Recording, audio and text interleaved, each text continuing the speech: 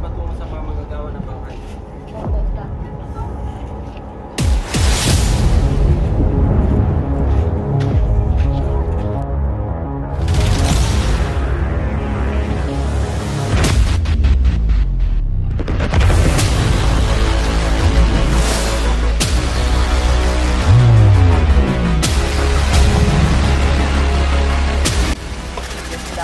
Magdadalang tayo.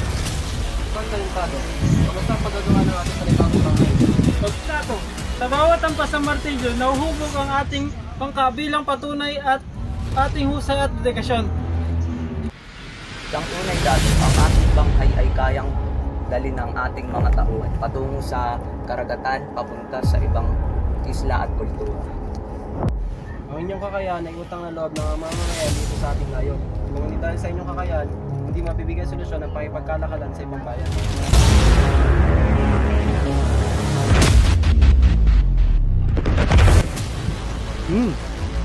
Tunay siyang henyo.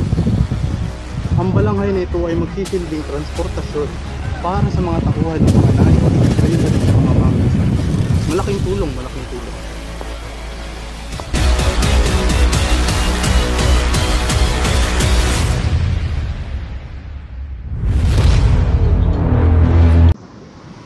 Isang tunay ating mga manggagawan ating bangkay ay walang katulad. Tunay na tunay dahil ang ating manggagawa ay isang magaling at magagaling na manggagawa sa ating natin.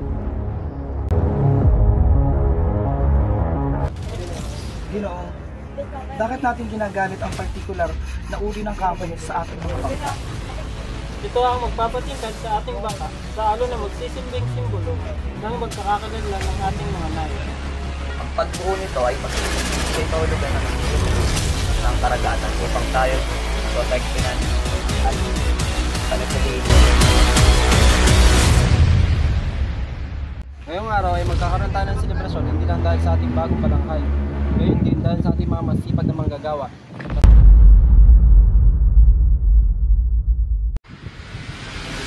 Mga balangkay na ito ay din tayo naligtas sa karagatan upang may magpatuloy ang paglalayag sa iba't ibang bayan.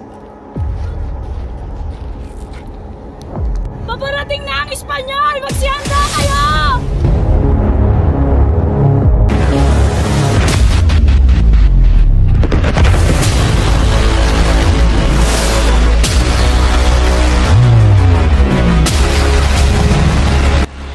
Nang dumating ang Espanyol, naging mas malawak ang paggamit ng bangka.